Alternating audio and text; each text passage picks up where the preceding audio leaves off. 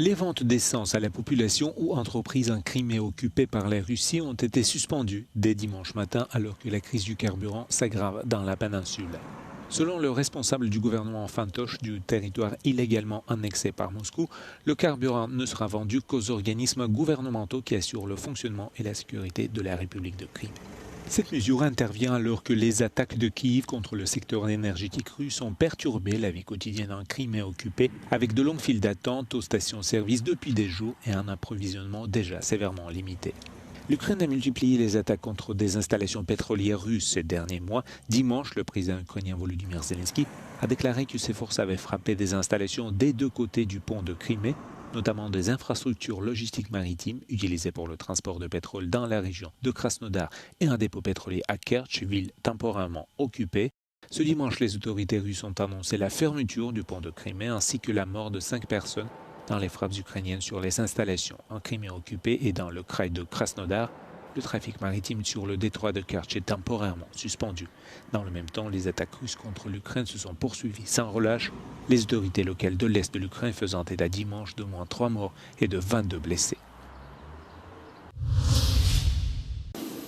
Le président ukrainien Volodymyr Zelensky, ses principaux collaborateurs ainsi que les anciens présidents ukrainiens ont annoncé la restitution des décorations polonaises dans un contexte de tension croissante avec la Pologne au sujet des massacres de la Seconde Guerre mondiale.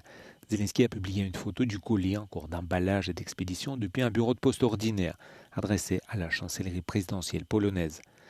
Le président ukrainien a provoqué la colère de la Pologne voisine, allié clé dans la riposte ukrainienne à l'invasion massive russe depuis 2022, en baptisant une unité militaire du nom de l'armée insurrectionnelle ukrainienne, UPA, mouvement nationaliste responsable de massacres contre les Polonais durant la Seconde Guerre mondiale. Vendredi, le président polonais d'extrême droite Karol Nawrocki a retiré à Zelensky l'ordre de l'Aigle blanc, la plus haute distinction polonaise.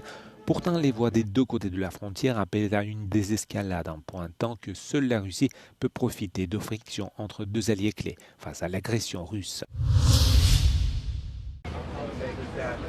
Une vague de chaleur continue de sévir dimanche sur une grande partie de l'Europe occidentale et les températures élevées devraient persister jusqu'à la semaine prochaine. En France, les autorités ont restreint la consommation d'alcool lors de la fête de la musique qui se tient chaque année dans toute la France. Cette célébration nationale du solstice d'été donne lieu à des milliers de concerts sur les places de village, dans les lieux de rave, dans les discothèques et dans les rues. Le gouvernement français interdit la consommation d'alcool en public dans les départements en alerte rouge et ordonne aux organisateurs d'événements de limiter la consommation d'alcool afin de préserver les capacités des services d'urgence. Les températures atteignent 35 degrés à Paris dimanche, tandis que certaines régions du sud de la France et de l'Espagne devraient frôler les 40 degrés. Partout en Europe, habitants et touristes se ruent vers les parcs, les canaux et les fontaines pour trouver un peu de fraîcheur. Les températures atteignant plus de 35 degrés en Espagne, en Italie, en Allemagne et au Royaume-Uni. La multiplication des phénomènes météorologiques extrêmes est liée au changement climatique d'origine humaine. Selon les projections de l'Agence des Nations Unies chargée du climat, les 5 prochaines années devraient battre de nouveaux records de chaleur.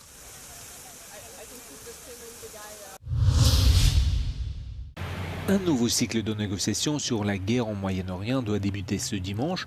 Les négociateurs iraniens et le vice-président américain J.D. Vance étant arrivés à Stansstad, dans le centre de la Suisse, quelques heures avant le début des pourparlers. Cette annonce intervient alors que Téhéran a déclaré samedi qu'il fermait à nouveau le détroit d'Ormuz en raison des attaques israéliennes au Liban, mettant ainsi en péril l'accord récemment signé entre Washington et Téhéran visant à mettre fin à la guerre. Le commandement central américain a toutefois déclaré après l'annonce de l'Iran que la libre circulation dans cette voie navigable internationale était restée intacte. Avant d'embarquer sur son vol à destination de l'Europe, Vance a déclaré aux journalistes qu'il espérait faire avancer le dossier nucléaire et progresser sur la question du cessez-le-feu au Liban. Le détroit d'Ormuz, voie de transit essentielle pour les livraisons de pétrole et de gaz, a été bloqué par l'Iran pendant une grande partie de la guerre, provoquant des remous sur les marchés énergétiques mondiaux. Téhéran avait accepté de le rouvrir dans le cadre de l'accord préliminaire et le trafic maritime avait commencé à se rétablir. Mais alors que les attaques israéliennes se poursuivent au Liban, on ignore encore combien de temps tiendra l'accord visant à mettre fin à la guerre.